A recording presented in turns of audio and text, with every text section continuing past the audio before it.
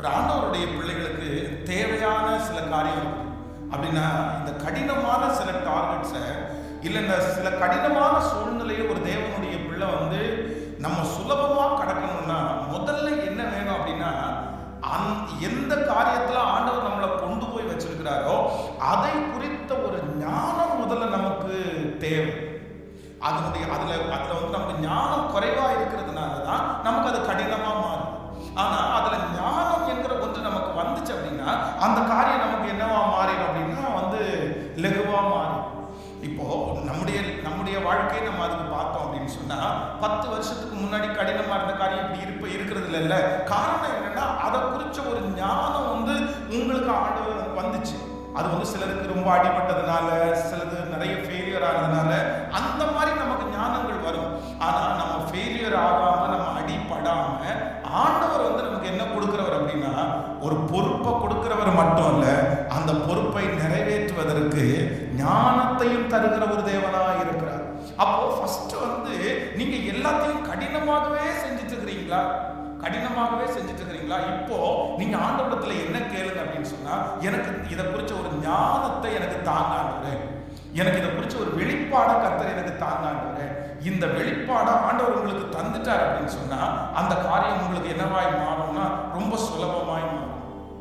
ஒரு ஒரு ஃபேமிலியில ஒரு வயதான தாயார் ஒரு நாள் ரொம்ப அழகான ஒரு சாட்சி சொன்னாங்க. அப்படின்னா இந்த காலையில காஃபி போட்டு கொடுத்த டம்ளரை அவங்க கொண்டு அது குடிச்ச இடத்துலயே, எந்த இடத்துல குடிச்சாலும் போர்ட்டிகோல குடிச்சா அங்கேயே டம்ளர் வச்சிடுறது, ஹாலில் குடிச்சா அங்கேயே டம்ளர் வச்சிடுறது. இந்த மாதிரி 4-5 டைம் உங்க வேலைக்கு போகும்போது இந்த டம்ளர் தட்டி விட்டு கொஞ்சம் டீ வேற அது உள்ள இருக்கும்ல, அந்த டீ கொட்டி திருப்பி அதையும் இவங்க தான் துடைக்கணும். அந்த டீ துடைச்சதுக்கு அப்புறம் பார்த்தீங்க அப்படின்னு சொன்னா அது பயங்கரமா பாலா இருக்கிறதுனால அந்த மாப் சரியா நம்ம பண்ணலைன்னா ஸ்மெல் அதிகமாக வரும். இதனால எப்போ பார்த்தாலும் அந்த கணவன் இடத்துல அந்த அம்மா சொல்லிட்டே இருக்காங்க, கொஞ்சம் தயவு செய்து மாத்துங்க, டீ குடிச்சிங்களா இல்லை காஃபி குடிச்சிங்களா டம்ளரை கொண்டு சிங்கில் வச்சிருங்க, நீங்க கழுவ கூட வேண்டாம் அப்படின்னு சொன்னா அவர் கேட்கவே இல்லை. எவ்வளவு இந்த சின்ன சண்டை ஒரு மிகப்பெரிய சண்டையா மாறிடுச்சு. இது என்னன்னா ஒரு சிங்கில டீ டம்ளரை கொண்டு போடல, அவ்வளவுதான். இது 2 பேரும் அவங்க கணவன் மனைவி 2 பேரும் பிரிகிற அளவுக்கு வந்துருச்சு. பிரிகிற அளவுக்கு வரும்போது அப்போ ஒரு ஊழியக்காரத்தில் போறாங்க. இந்த மாதிரி அவர் என்ன பிரச்சனை, அவங்க 2 பேருக்கு என்ன பிரச்சனை கேட்டா கடைசியில் சுத்தி வளைச்சு சொல்றாங்க, இவர் டீ டம்ளர் கொண்டு சிங்க்ல போடுறது இல்லையாமா, உலகத்துல என்னென்னமோ பிரச்சனை இருக்குது, இது இவ்வளோ பெரிய பிரச்சனைன்னு கேட்டா பாச இதுதான் பிரச்சனை, எனக்கு இவர் கேட்க மாட்டேங்கிறாங்க, டென்ஷன் ஆகுது, நான் இதனால பெரிய பெரிய பிரச்சனை எல்லாம் சந்திக்கிறேன் அப்படின்னு சொல்லும்போது அவங்க ஒரு சொன்னாங்க, ஒரு ஐடியா கொடுத்தாரம்மா. சரிப்பா, நீங்க சரி சிஸ்டர், நீங்க ஒன்றும் பிரச்சனை இல்லை, ஒன்றும் பண்ணுங்க, உங்க வீட்டில் யூஸ் அண்ட் த்ரோ டம்ளர் இருக்கான்னு கேட்டிருக்காங்க. இல்லை, யூஸ் அண்ட் த்ரோ டம்ளருக்கு எங்களுக்கு வேலையே இல்லை அப்படின்னு. நாளையிலிருந்து காஃபியை நீங்க எதில் கொடுக்காதீங்க, நீங்க காஃபி டம்ளர்ல கொடுக்காதீங்க, நீங்க எதுல கொடுங்க, ஆமா நீங்க யூஸ் அண்ட் த்ரோ டம்ளர்ல கொடுங்க. இந்த யூஸ் அண்ட் த்ரோ டம்ளர்ல கொடுத்துட்டாருன்னா குடிச்சு முடிச்சதுக்கு அப்புறம் நீங்க வீட்டிலே நீங்க அது ஒரே இடத்துல தான் வைக்கணும். அதுக்குன்னு ஒரு டேபிள் உங்களுக்கு ஹால்ல அந்த டேபிள் இருக்குல்ல, நீங்க காஃபியை வேற எங்கேயுமே வைக்கக்கூடாது. எங்க தான் வைக்கணும்? அந்த டேபிள்ல தான் வைக்கணும். பக்கத்துல ஒரு வேஸ்ட் போடுறதுக்கு ஒரு பாக்ஸை வச்சிருங்க அப்படின்னு சொன்னார். அது ஒரு பெரிய விளக்கமா அவர் சொல்லியிருக்கிறாரு. இவங்க அதே மாதிரி அடுத்த நாளில இருந்து என்ன பண்ணிட்டாங்கன்னா யூஸ் அண்ட் த்ரோ டம்ளரை வாங்கி காஃபியை அவர் எங்க கூட்டு கெட்டல் கொடுக்காம இங்க நீங்க குடிச்சுங்க, நான் ஹாலில் வச்சுட்டேன் அப்படின்னு சொல்லி ஒரு 1 month 2 month அதை அப்படியே கண்டினியூ பண்ணியிருக்காங்க. கண்டினியூ பண்ணதுக்கு அப்புறம் அந்த வீட்டில் காலை நேரத்துல சத்தம் குறைவா வந்திருக்காங்க. நான் இப்போ சண்டையே போறதில்லை, நான் இப்போ கோபமே படுறதில்ல, நான் இப்போ ரொம்ப நல்லா இருக்கிறேன், நான் இப்போ டென்ஷனே ஆகுறதில்ல அப்படின்னு சொல்லிட்டு அவங்க அதை டெஸ்ட் பண்ணியா சாட்சியா சொல்லி இருக்கிறாங்க. அப்போ ஆண்டவருடைய பிள்ளைகளை இது என்ன அப்படின்னு சொன்னா ஒரு சின்ன சேஞ்ச் தான், ஒரு சின்ன ஐடியா தான், ஒரு சின்ன ஞானம் தான். ஆனா அவ்வளோ பெரிய ப்ரெஷரை அது குறைச்சது. அப்போ ஆண்டவருடைய பிள்ளைகளாகிய உங்களுக்கும் எனக்கும் பெரிய பெரிய காரியத்தை எல்லாம் நம்ம செய்யணும்னு ஆண்டவர் விருப்பப்படுறாரு. நமக்கு ஆண்டவர் கொடுக்குற எந்த சுமையும் எந்த டார்கெட்டும் என்ன வளர்ச்சியும் நமக்கு சுமையானது அல்ல. கர்த்தர் நீங்க உங்களுக்கு கொடுக்கிறாருன்னா அது முடியாத எதையுமே ஆண்டவர் கொடுக்க மாட்டார். உங்களுக்கு பாரமான எதையும் கர்த்தர் உங்க தலையில சுமத்த மாட்டார். எத்தனை பேர் அதை ஆமோதிக்கிறீர்கள், விசுவாசிக்கிறீங்களா இல்லையா? நீங்க செய்யக்கூடியதை மட்டும்தான் ஆண்டவர் உங்க தலை மேல திராணிக்கு மேலாக சோதிக்கப்படுறதற்கு அவர் விட மாட்டார். ஆனா இன்னைக்கு உங்களுக்கு கஷ்டமா தெரியறதுக்கு காரணம் என்னன்னா, அதை குறிச்ச ஞானம் உங்களுக்கு இல்லை, அதை குறிச்ச ஞானம் உங்களுக்கு குறைவா இருக்குது. அதனால ஆண்டவருடைய பிள்ளைகள் நம்ம என்ன கேட்கணும்னா, ஆண்டவரே எனக்கு செய்யக்கூடிய ஞானத்தை எனக்கு தாங்கப்பா, எனக்கு ஞானத்தை தாங்கப்பா, இந்த பொறுப்பை என்னை விட்டு எடுத்து போடுங்கன்னு கேட்க வேண்டாம், இவங்களை திருத்துங்க அப்படின்னு கூட கேட்க வேண்டாம். ஆண்டவரே எனக்கு கொண்டு போகக்கூடிய ஞானத்தை கத்தர். ஸோ ஃபர்ஸ்ட் நம்பர் 1, எனக்கு முன்பாக இருக்கிற கடினமான சில டார்கெட்டை நான் சுலபமாய் முடிக்கிறதற்கு ஆண்டவர் எனக்கு தர்றது என்ன தரணும் அப்படின்னா, ஞானத்தை தருகிற ஒரு நல்ல தேவன்.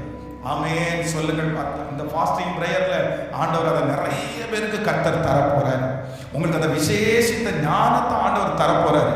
உலகத்துல இருக்கிற மனுஷனுக்கு படிப்பினால உண்டாகும்னா, நான் நம்புறேன் தேவனுடைய தயவினால அந்த ஞானம் நமக்கு கிடைக்கும். அந்த தயவு நம்மளை பெரிய சூழ்நிலையிலிருந்து நம்மளை ரொம்ப அழகாய் கொண்டு வரும். கைகளை எல்லாரும் உயர்த்தி ஆமென். உங்களில் ஒருவன் ஞானத்தில் குறைவுள்ளவனாய் இருந்தால் யாவருக்கும் சம்பூரணமாய் கொடுக்கிற அந்த தேவன் தரதுக்கு வல்லவர். ஹalleluya. தகப்பனே, இப்பொழுது அந்த ஞானத்தை கர்த்தர் எங்களுக்கு தருவீராக, அந்த ஞானத்தை எங்களுக்கு தருவீராக. ஹalleluya. எங்களுக்கு முன்பாக இருக்கிற ஆண்டவரே எல்லா வேலைகளையும் எல்லா சூழ்நிலைகளையும் சுலபமாய் நாங்கள் செய்வதற்கு இப்பொழுது ஒரு ஞானத்தை கர்த்தர் எங்களுக்கு தருவீராக. இனி ஃப்ரீ, இனி ரொம்ப ரிலாக்ஸ். ஹalleluya. நன்றி தகப்பனே, நீ சுகமாய் குடியிருப்பாய். அவன் தந்தன் திராட்சை செடியின் நிழலிலே பயப்படுத்துவான் இல்லாமல் சுகமாய் குடியிருப்பான் என்று சொல்லுகிற அந்த வார்த்தையின்படி ஆமென். உன் அலங்கத்திற்குள்ளே சமாதானம், உன் அரண்மனைக்குள்ளே சுகம் என்கிற அந்த வார்த்தையின்படி இப்போ அந்த விசேஷித்த ஞானத்தை கர்த்தர் எங்களுக்கு தருகிறதற்காக ஒரு ஸ்தோத்திரம். நன்றி அப்பா, நன்றி அப்பா, நன்றி அப்பா. ஹalleluya. சோ கடினமாய் தோன்றுகிற எல்லாத்தையுமே நீங்க ஆண்டவரிடத்துல என்ன கேளுங்க அப்படின்னு சொன்னா, ஆண்டவரே எனக்கு என்ன கொடுங்க, எனக்கு ஞானத்தை கொடுங்க. உங்களுக்கு எதெல்லாம் இப்ப கடினமாய் தோன்றுதோ அதுல எல்லாமே உங்களுக்கு ஞானம் வந்துச்சுன்னா அது எப்படி மாறும் அப்படின்னு சொன்னா ரொம்ப ஈஸியா. இப்போ ஃபர்ஸ்ட் நீங்க நிறைய பேர் 2 வீலர் கத்துருப்பீங்க, நிறைய பேர் கார் கத்துருப்பீங்க. ஃபர்ஸ்ட் முதல்ல உங்களுக்கு கார் கத்துக்கும் போது எப்படி இருக்கும், 2 வீலர் கத்துக்கும் போது எப்படி இருக்கும் அப்படின்னா, அது எவ்வளவு கஷ்டமா இருக்கும். ஐயோ, வண்டி ஓட்டுறதுன்றது ரொம்ப ரொம்ப கஷ்டம். அதுவும் ஏதாவது ஒரு இடத்துல முட்டிட்டீங்கன்னு வச்சுக்கோங்களேன், அவ்வளோதான், உங்களுக்கு வாழ்க்கையே வெறுத்து போயிடும். ஐயோ, நான் எல்லாம் லாய்க்கே இல்லாத ஆளு, நான் எல்லாம் அந்த மாதிரி வண்டி ஓட்டிக்கிட மாட்டேன் போல தெரியுது அப்படின்னு எல்லாம் தோணும். ஆனால் அதே நேரத்தில் நீங்கள் ப்ராக்டிஸ் ஆகி அந்த வண்டியினுடைய ஞானம் எல்லாம் உங்களுக்கு வந்ததுக்கு பிற்பாடு உங்களுக்கு அது பெரிய விஷயமாக என்ன பண்ணாது சொல்லுங்களேன். நீங்கள் அன்னைக்கு அப்பெல்லாம் யாராவது ஒருத்தர் காந்திபுரம் வரைக்கும் வர முடியுமான்னு கேட்டால், காந்திபுரமா அப்படின்னு நம்ம ஒரு டைம் யோசிப்போம். காந்திபுரத்துக்கு வரணுமா, சிவாந்த காலம்னா கூட பரவாயில்ல, காந்திபுரத்தில் நிறைய டிராஃபிக் இருக்கும். ஆனால் இப்போ அது காலங்கள் தாண்டி அந்த ஞானம் வந்ததுக்கு அப்புறம் நீங்கள் காந்திபுரம் மட்டும் வரணும். காந்திபுரம் எங்கீங்க, திண்டுக்கல் வரைக்கும் கூட வரேன், நான் என்னை கூட்டிகிட்டு போ, நான் அங்கே கூட வருவேன். ஏன்னா அந்த கான்ஃபிடென்ட் வரும். இது எப்போ அப்படின்னு சொன்னால், அந்த காரியத்தை குறித்து நமக்கு என்ன வந்துச்சு அப்படின்னு சொன்னால், கர்த்தர் ஒரு ஞானத்தை கர்த்தர் தந்தார். அதனால உங்க மேல குறைவில்லை, உங்களுக்கு வந்திருக்கிற பிரச்சனை, உங்களுக்கு வந்திருக்கிற சூழ்நிலை குறைவானது அல்ல. ஞானம்னு ஒன்று வந்துச்சு அப்படின்னு சொன்னா, ஹalleluya, எல்லாருமே ஆசீர்வதிக்கப்படுவோம். ஹalleluya. விசுவாசிக்கிறோமா? இன்னைக்கு இந்த ஃபாஸ்டிங் பிரேயர் முடிச்சு கூட ஜெபம் பண்ணுங்க. எனக்கு ஒரு பெரிய ஆசை இருக்குது. என்ன ஆசை அப்படின்னு சொன்னா, நம்ம ரொம்ப ஸ்ட்ரெஸ்ஸா, நம்ம ரொம்ப வருத்தத்தோட செய்யற நிறைய காரியத்தை கண்டிப்பா நம்ம எப்படி செய்ய முடியும் அப்படின்னா, நம்மளால லகுவாய் செய்ய முடியும். நம்மள ஆண்டவர் நடத்தாம வேற யார ஆண்டவர் நடத்த போறாரு? நம்மள லகுவாய் நடத்தாம வேற யார ஆண்டவர் லகுவாய் நடத்த போறாரு? இந்த உலகத்துல வெறும் பிரச்சனை மட்டும் நமக்கு இருக்கும்னு நீங்க நினைக்காதீங்க. நமக்கு வர்ற பிரச்சனை எல்லாமே முதல்ல அது உண்மையாகவே பிரச்சனையானு முதல்ல நீங்க பாருங்க. நம்ம இன்னைக்கு பிரச்சனைன்னு சொல்றோம்ல, அதெல்லாம் முதல்ல கேட்கல. பக்கத்துல கைப்பிடி சொல்லுங்க, நீங்க இன்னைக்கு பிரச்சனைன்னு ஜெபம் பண்றதுக்கு பாஸ்டர்ட்ட வந்திருக்கீங்கல்ல, அது முதல்ல பிரச்சனையா? சொல்லுங்க, நல்லா சொல்லுங்க. அது பிரச்சனையான முதல்ல பாருங்க. அந்த அந்த மார்க்கை நீங்க போட்டீங்க அப்படின்னு சொன்னா இதுல இருக்கிறதுல ஒரு 75% பேர் அவுட் ஆயிருவீங்கன்னு நினைக்கிறேன். ஆமா, ஏன்னா நமக்கு என்ன இல்லை. அது இன்னைக்கு நிறைய பேர் ஃபாஸ்டிங்ல நீங்க வந்திருப்பீங்கன்னு நினைக்கிறேன். நிறைய நைட்டு சாப்பிட்டவங்க எல்லாம் கை தூங்க பார்க்கலாம். நிறைய நைட் சாப்பிட்டீங்க, நல்லா கை தூங்க, ஒன்றும் பிரச்சனை இல்லை, நல்லா சாப்பிட்டீங்க. ஆமாம், எல்லாருமே சாப்பிட்டீங்க. அப்போ சாப்பாட்டு குறைவானவர் வைக்கல. போன மாசம் முழுவதும் சாப்பிட்டோம் தானே, குறை வைக்கல. இல்லை நான் தூங்கினோமா? யாராவது பிளாட்ஃபார்ம்ல தூங்குனீங்களோ? இல்லை இல்லை, எல்லாரும் வீட்டில் தானே தூங்கணும். ஹலோ, எல்லாரும் வீட்டில் தானே தூங்கணும். எல்லாரும் துவைச்சு தானே ட்ரெஸ் போட்டிருக்கிறோம். இன்னொன்று போடுறதுக்கு நம்ம ட்ரெஸ் இருக்குல்ல. இதெல்லாத்தையும் நம்ம பார்க்கும்போது உண்மையிலே நமக்கு நிறைய பேருக்கு பிரச்சனை இல்லாததுதான் நம்ம என்ன வச்சிருக்கோம், பிரச்சனையா வச்சிருக்கோம். அதனால உங்களுக்கு பிரச்சனை இல்லை. நீங்கள் அடிக்கடி ஜெபம் பண்றது ஆண்டவரத்துல போகும்போது, ஆண்டவரே எனக்கு இந்த மாதிரி சூழ்நிலை இருக்குன்னு சொல்லும்போது ஆண்டவர் சொல்றது தெரியுமா? மகளே, இது உனக்கு பிரச்சனையே இல்லை மகளே, இது உனக்கு பிரச்சனையே இல்லை மகனே. ஆனா நீ தான் கொண்டு வந்து இதை பிரச்சனைன்னு நினைக்கிற. நீ கொஞ்சம் இதுல மாறினா சரியாயிரும், நீ இது கொஞ்சம் ஞானமாயிட்டா சரியாயிரும். நீங்க முதல்ல உருவாகும் மகளே, நீ சரியாக, அவ்வளவுதான், அந்த பிரச்சனை சரியாயிரும் அப்படின்னு தான் நிறைய பேரை பார்த்து ஆண்டவர் சொல்றாரு. ஆனா சில சூழ்நிலைகள் நம்முடைய கைக்கு மிஞ்சி, கண்ட்ரோலுக்கு மிஞ்சி, அது பிரச்சனைனால வரும். இப்போ நம்ம ஒரு உடம்புல ஒரு வியாதி வந்துச்சுன்னு வச்சுக்கோங்களேன். இந்த வியாதி சில பிரச்சனை தான், அது நம்முடைய கண்ட்ரோலுக்கு மிஞ்சி வந்தது. அதை நம்ம ஜெபம் பண்ணி நம்ம சரியாகும். சில சூழ்நிலைகள் அப்படி இருக்கும். அதெல்லாம் நம்மளை அறியாம நம்மளை மிஞ்சி வர்றது. பட் நம்மளால வர்றது எல்லாத்தையும் நம்ம சரி பண்ணிக்கிட்டோம்னாலே பாதி சூழ்நிலையிலிருந்து ஒரு பெரிய விடுதலை நம்ம பெற்றுக்கொள்ள முடியும். அப்ப இன்னைக்கு எல்லாத்துக்கும் நம்ம கேட்க வேண்டியது என்ன அப்படின்னு சொன்னா, ஆண்டவரே போதும், இது எனக்கு வேண்டான்னு சொல்றதை விட எனக்கு என்ன கொடுங்கன்னா, எனக்கு ஞானத்தை தார், எனக்கு ஞானத்தை தார், எனக்கு ஞானத்தை தார். இந்த சூழ்நிலையை நான் கடக்கிறதுக்கு எனக்கு என்ன கொடுங்க? எனக்கு ஞானத்தை கொடுங்க, எனக்கு ஞானத்தை கொடுங்க. கைகளை எல்லாரும் உயர்த்தி இன்னொரு விஷயம் கூட, பெரிய மிகுந்த விசாரத்துல சிலர் வந்திருக்கிறது எனக்கு தெரியும். பல நாட்களாக மிகுந்த விசாரத்துல இந்த சத்தத்தை கேட்டுக்கொண்டிருக்கிறது கூட ஆண்டவர் அறிந்திருக்கிறார். நான் ஒரு நாள் கூட நிம்மதியா இருக்கவே முடியாதா அப்படின்னு சொல்ற நிறைய பேர், ஒரு நாள் கூட என்னால நிம்மதியா இருக்க முடியாதா? நான் நிம்மதியா இருந்து நான் எவ்வளவு நாள் ஆச்சு. எனக்கு என்ன சுத்தி இவ்வளவு பிரச்சனை நடக்குது, என்னை சுத்தி இவ்வளவு போராட்டம் நடக்குது. இந்த மனுஷன் இப்படி பேசுறான், அந்த மனுஷன் இப்படி பேசுறான், இந்த சூழ்நிலை இப்படி இருக்குது, இந்த பிரச்சனை இப்படி இருக்குது. ஆனா ஆண்டவரிடத்துல கேளுங்க, இல்ல நீர் எனக்கு ஞானத்தை தருவீரே. ஆனா கைகளை எல்லாரும் உயர்த்தி கேளுங்க, ஆண்டவரிடத்துல கேளுங்க. ஆமா, உண்மையிலே ஊழியக்காரர் மூலமா நீங்க பேசுகிற வார்த்தை சரிதான் ஆண்டவரே. நான் அந்த காரியத்திலிருந்து வெளியே வருவதற்கு கர்த்தர் எனக்கு ஒரு ஞானத்தை தாங்க ஆண்டவரேன்னு கேளுங்க. ஞானத்தை கொடுங்கப்பா. உங்களை தவிர வேற யாருமா எங்களுக்கு தர முடியும்? ஆண்டவரே, ஒருவன் ஞானத்தில் குறைவுள்ளவனாக இருந்தால் அவனுக்கு தருவேன்னு சொன்னீங்களே ஏசப்பா. இன்னும் ஒரு கும்ப வருக தாமதிச்சா 5 வருஷத்துக்குள்ள அத்தனை பேரும் ஆச்சரியப்படுற அளவுக்கு நீ சும்மா அழுதுட்டு இருப்ப, நீ சும்மா பேசிட்டு இருப்ப. ஆனா நீ இப்ப அழுறதே இல்லை, இப்ப நீ சந்தோஷமா இருக்கிற.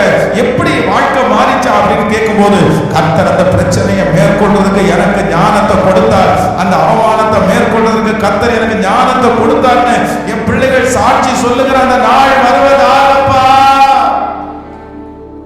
காரணமில்லாத காயங்களை ஆண்டவர் இப்பொழுது ஆற்றுவேன் என்று கர்த்தர் வாக்கு கொடுக்கிறார். உங்களுடைய நிறைய காயங்கள் காரணமே இல்லாத காயங்கள். அந்த காரணம் இல்லாத காயங்களை கர்த்தர் ஆற்றுகிறதற்கு கர்த்தர் வல்லவராய் இருக்கிறார். அந்த காரணம் இல்லாத காயங்கள் இனி வராதபடிக்கு ஞானத்தை கர்த்தர் தருவீராக. ஆண்டவரே, அந்த ஞானத்தை இப்பொழுது நீர் கட்டளை இடுவீராகப்பா. அதனால ஆண்டவருடைய பிள்ளைகளே, நம்முடைய ஜெப குறிப்புகள் நம்ம ஜெபிக்க சொல்றோம் அப்படின்னு சொன்னா, அந்த ஜெப குறிப்பு உண்மையாகவே ஜெப குறிப்பா இல்லைன்னா நான் சரி பண்ண வேண்டியதானு கண்டிப்பா நீங்க பார்க்கணும். அப்படி நம்ம பார்த்துட்டோம் அப்படின்னு சொன்னா நம்முடைய விசுவாச வாழ்க்கை இன்னும் கட்டப்படும். ஹல்லேலூயா.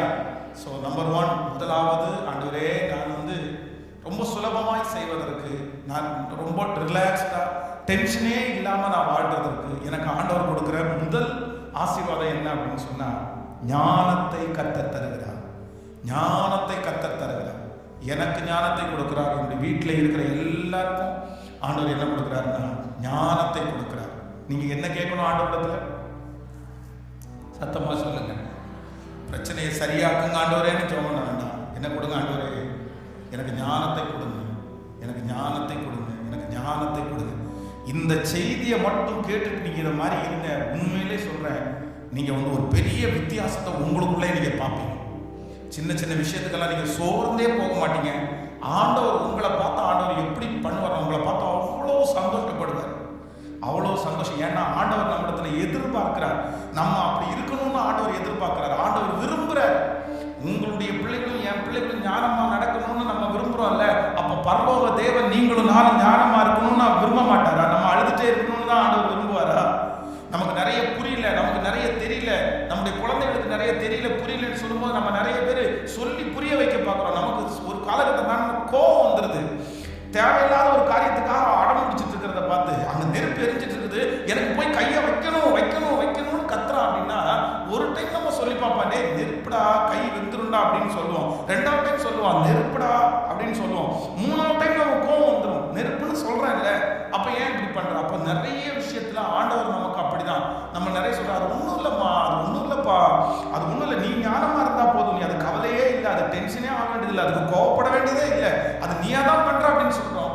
திரும்ப திரும்ப நம்ம அப்படி பண்ணும்போது ஆண்டவருக்கும் என்னவா இருக்கும்னா, ஸோ இவ்வளவு நம்ம வசனத்தை போதிட்டோம், இந்த பிள்ளை இல்லைன்னா இந்த பையன் ஞானமே இல்லாமல் இருக்கிறாருன்னா கர்த்தர் வருத்தமா இருக்கும். அதனால இன்று ஆண்டவரே நான் சமாதானமாய் வாழ்வதற்கு எனக்கு கிருபையா எனக்கு ஒன்றை தாரும், எனக்கு ஞானத்தை தருகிற தேவனாய் இருக்கிறார். Hallelujah, hallelujah, thank you Jesus, amen. Number 2, இரண்டாவதாக ஒரு ஆண்டவருடைய பிள்ளைகளுக்கு நம்ம ரொம்ப ரிலாக்ஸ்டா, ரொம்ப ஃப்ரீயா, டென்ஷனே இல்லாம இந்த உலகத்துல வாழ்றதற்கு நம்ம செய்யக்கூடிய காரியத்தை என்ன பண்ணணும்னா, அதை விருப்பத்தோட செய்கிறதுக்குரிய கிருபை ஆண்டவரிடத்துல கேட்கணும். அதான் விருப்பம் இல்லாம, நான் அடிக்கடி சொல்லுவேன், திராட்சை ஆலையில உட்கார்ந்துட்டு மனசு விருப்பமே இல்லாம திராட்சை ரசத்தை பிழிஞ்சா அது ரசம் இல்லை, அது விஷம்ன்ற மாதிரி நம்முடைய லைஃப்ல சில காரியத்தை நம்ம இன்ட்ரெஸ்டே இல்லாம வெறுப்போட நம்ம செய்வோமே ஆனால், மனசுல தாங்கத்தோட செய்வோமே ஆனால், அந்த காரியம் என்னவா மாறும்னா, நமக்கு நிறைய பேருக்கு ஸ்ட்ரெஸ்ஸா தான் நம்ம மாறும். அது நமக்கு ஆசீர்வாதமா மாறாது. இன்னைக்கு நிறைய பேர் அவ்வளவு கஷ்டப்படுறதுக்கு காரணம் என்னன்னா, அவங்களுக்கு அதை குறிச்ச விருப்பம் இல்லை, அதை குறிச்ச இன்ட்ரெஸ்ட் அவங்களுக்கு போயிருச்சு, அதை குறிச்ச ஆர்வம் அவங்களுக்கு இல்லை. அப்போ ஆண்டவரத்துல என்ன கேட்கணும் அப்படின்னு சொன்னா, என் கையில கொடுக்கப்பட்டிருக்கிற பொறுப்புக்கு ஆண்டவர் தான் என்ன இன்ட்ரெஸ்ட் படுத்தணும், கர்த்தர் தான் அதை எனக்குள்ள வைக்கணும். ஏன்னா அவர் விருப்பத்தையும் வாஞ்சையும் வைக்கிறவர், நமக்கு செய்ய தூண்டுகிறவர், நம்மை கர்த்தர் செய்ய வைக்கிறவர். அதனால ஆண்டவரே, சில காரியங்கள் எல்லாம் ஒருவேளை உங்களுக்கு விருப்பமே இல்லாம இருக்கலாம், அவங்க சொன்ன வார்த்தையா இருக்கலாம், இல்ல அவங்க நடந்துகிட்ட விதமா இருக்கலாம். ஆனா இன்னைக்கு இரண்டாவதாக என்ன ஜெபம் பண்ணுங்க அப்படின்னு சொன்னா, ஆண்டவரே நான் எந்த விதத்துல ரொம்ப ஸ்ட்ரெஸ் ஆகிறனோ அதை குறிச்சு நீங்க அதை செய்யக்கூடிய ஒரு விருப்பத்தை எனக்கு தாங்க ஆண்டவரே. இப்போ உதாரணத்துக்கு அம்மாங்க தான் சிஸ்டர்ஸ் நிறைய பேர் வந்திருக்கிறீங்க. இப்போ பாருங்களேன், உங்களுடைய கணவனாருடைய வீட்டிலேருந்து சொந்தக்காரங்க யாராவது வர்றாங்க அப்படின்னு வச்சுக்கோங்களேன். அப்படி வைக்கும்போது நீங்கள் சமையல் ரொம்ப இன்ட்ரெஸ்டாக பண்ணுவீங்களா, இல்லை உங்கள் குடும்பத்திலேருந்து யாராவது ஒருத்தர் வரும்போது நீங்கள் சமையல் இன்ட்ரெஸ்டாக பண்ணுவீங்களா? நீங்கள் உடனே சொல்லுவீங்க, 2 பேருக்கும் நாங்கள் ஒரே மாதிரி தான் பண்ணுவோம் பாஸ்டர் அப்படின்னு சொல்லுவோம் சிலர். ஆனால் சில இடத்துல அது உண்மையாக இருக்காது. என்ன அப்படின்னு சொன்னா, அவங்களுக்கு பிடிச்ச அப்பா வர்றாரு அம்மா வர்றாரு அப்படின்னு சொன்னா, ஐயோ ஐயோ வாங்கிட்டு வாங்க, அதை பண்ணுங்க இதை பண்ணுங்க, இதை செய்யலாம் அதை செய்யலாம், என்னென்னமோ அதுக்கு கால் வலிக்காது, கை வலிக்காது, அதுக்கு கஷ்டமா இருக்காது, எல்லாத்தையுமே அத்தனை பாயாசம் தேவையான்னு கேட்டால் அவருக்கு அவ்வளோ சுகர் இருக்கும், ஆனால் பாயாசம் வச்சிருப்பாங்க. அது ஏன் அப்படின்னா, அவங்களுக்கு செய்யணும்னு நமக்கு என்ன வருது, நமக்கு ஒரு விருப்பம் இருக்கு. ஆனால் அதே நேரத்தில் நமக்கு பிடிக்காத யாராவது ஒருத்தருக்கு கணவனார் சாப்பாடு கொடுக்கணும்னு சொன்னாலோ, அம்மா அப்பா சாப்பாடு கொடுக்கணும், ஏன் அவெல்லாம் எதுக்கு இந்த நேரத்துக்கு வந்துட்டு இருக்கிறான், தேவையில்லையே, போய் தொலைய வேண்டியதுன்னு, சோர்த்துன்ற நேரத்துக்கு தான் வரணுமா, இப்படிதான் வர்றது. கொஞ்ச நேரம் படுக்கலான்னு பார்த்தா அப்பா அவ்வளோ டென்ஷன் படுத்துறதுனா அப்படி உடனே நமக்கு நிறைய காரணம் என்ன அப்படின்னு சொன்னா, அவர்களுக்கு செய்யறதுக்கு நமக்கு என்ன இல்லை, நான் இது உதாரணத்துக்கு சொன்னேன். ஆனா அதே போல நம்ம எல்லா காரியத்திலையும் சில காரியத்துல நீங்க ரொம்ப ஸ்ட்ரெஸ் ஆகுறீங்க. எனக்கு பாருங்களேன், சிலருக்கு வந்து காலையில எழும்பி வேலைக்கு போறதுக்கு அவ்வளவு கஷ்டமா இருக்கும். காலை ஆனாலே நமக்கு நிறைய பேருக்கு டென்ஷன் ஆகும். ஏன்டா காலையில வருது, எழும்பி போகணுமே அப்படின்னு நினைச்சு சிலர் போவாங்க. அது மாதிரி ஸ்கூலுக்கு போற பிள்ளைங்களை பாத்தீங்கன்னா, இந்த ஸ்கூலுக்கு போற பிள்ளைங்க, சில பிள்ளைங்க வந்து காலையில எழுந்திரிச்ச உடனே இப்போ இவன் தான் இந்த ஸ்கூலை கண்டுபிடிச்சானோ தெரியல, கண்டுபிடிச்சாலும் முதல்ல உதைக்கணும், ஒழுங்கா தூங்க விட மாட்டேங்கிற அப்படின்னு கத்திட்டு இருப்பாங்க. ஆனா 2 கேட்டகரி இருக்கும். சிலரெல்லாம் ஸ்கூலுக்கு போறதுக்கு எப்படி போவாங்க தெரியுமா? அவ்வளவு சந்தோஷமா. ஏன் அப்படின்னா அவங்களுக்கு ஸ்கூலுக்கு போறது என்ன பண்ணுது? நான் இதுக்கு முன்னாடி கூட அதான் நல்லா படிக்கிற பிள்ளைங்க எல்லாம் ஸ்கூலுக்கு போறதுக்கு இன்ட்ரெஸ்டா போவாங்க. நல்லா படிக்காத பிள்ளைங்க எல்லாம் ஸ்கூலுக்கு போறதுக்கு இன்ட்ரெஸ்ட் இல்லாம இருப்பாங்க. அதுதான். அதனால ஆண்டவருடைய பிள்ளைகள் எல்லாத்துலயும் நமக்கு என்ன கற்றுத் தரணும்னா, ஆண்டவரே அந்த விருப்பத்தை எனக்குள்ள என்ன பண்ணுங்க நீங்க வச்சிருந்த. ஆண்டவரே எனக்கு விருப்பத்தை தாங்க, என்னுடைய கணவனாருக்கு செய்யணுன்ற ஒரு விருப்பத்தை தாங்க, எனக்கு இந்த வேலையை செய்யணுன்ற ஒரு விருப்பத்தை தாங்க. நீங்க உங்களுக்கு பலவீனம் எல்லாம் உங்களை ஒன்றும் பண்ணாது, உங்களுடைய கால் வலி கை வலி எல்லாம் ஒண்ணுமே பண்ணாது. இல்லை இவ்வளோ வேலை செஞ்சு முட்டி தேஞ்சிருச்சு, எலும்பு தேஞ்சிருச்சு அப்படியெல்லாம் கிடையாது. ஆண்டவர் கொடுக்குற எலும்பு உங்களுக்கு தேயவே தேயாது. அப்படியெல்லாம் நீங்க ஒன்றும் யோசிக்க வேண்டாம். ஆனா எது சரியா இருக்கணும் அப்படின்னு சொன்னா, என்னுடைய மனசுல ஆண்டவர் அதை குறித்த ஒரு நிறைவை, கர்த்தர் ஒரு இன்ட்ரெஸ்டை எனக்கு நீங்க தரணும். ஆமென் சொல்லுங்கள். எது உங்களுக்கு சக்சஸ்ஃபுல்லா வரணும்னாலும், எது உங்களுக்கு சமாதானமா இருக்கணும்னாலும், நீங்க அதை எப்படி செய்யணும் அப்படின்னு சொன்னா, விருப்பத்தோட நீங்க செய்யணும். ஹல்லேலூயா. ஸோ இரண்டாவது நம்ம எல்லாரும் ஜெபிக்க போறோம். எதுக்கு ஜெபிக்க போறோம்னா, எனக்குள்ள என்ன கொடுங்க, எனக்குள்ள என்ன தாங்க, சத்தமா சொல்லுங்களேன். எனக்கு விருப்பத்தை கொடுங்க ஆண்டவரே, எனக்கு விருப்பத்தை கொடுங்க ஆண்டவரே. நீங்க இன்னைக்கு ரொம்ப டென்ஷன் ஆகிற விஷயத்தை எல்லாத்தையும் இனி டென்ஷன் இல்லாம செய்யறதுக்கு ஆண்டவர் உங்களுக்கு என்ன தருவார் அப்படின்னு சொன்னா, விருப்பத்தை தருகிற தேவனாகிய கர்த்தர். ஹல்லேலூயா. கைகளை எல்லாரும் உயர்த்தி அந்த விருப்பத்தை எனக்குள்ள வச்சிருங்க. இந்த ஃபாஸ்டிங் பிரேயருக்கு பிற்பாடு ஒரு பெரிய மாற்றத்தை ஆண்டவர் உங்களுக்கு தருவார். நிச்சயமா நடந்துடும், நிச்சயமா நடந்துடும். இனி அந்த ஸ்ட்ரெஸ்ஸா அப்படி நம்ம செய்ய போறது இல்லை. இனி அப்படி கோபத்தோட கர்த்தர் செய்யறதுக்கு கண்டிப்பா ஆண்டவர் விட மாட்டார். ஆமென். இனி எல்லை எங்கும் ஆண்டவர் ஒரு பெரிய சமாதானத்தை கர்த்தர் எனக்கு தரப்போறார். எனக்கு நல்ல விருப்பத்தை ஆண்டவர் தரப்போறார். எனக்கு வாஞ்சியை ஆண்டவர் தரப்போறார். தகப்பனே சொல்லுங்க, ஏசப்பா எனக்குள்ள அந்த விருப்பத்தை தருகிற தேவன், எனக்குள்ள அந்த விருப்பத்தை தருகிற தேவன், எனக்குள்ள அந்த விருப்பத்தை தருகிற தேவன். இப்பொழுது அந்த விருப்பத்தை கர்த்தர் எங்களுக்கு கட்டளை இடுவீராகப்பா, கட்டளை இடுவீராக, கட்டளை இடுவீராக. ஆமென்.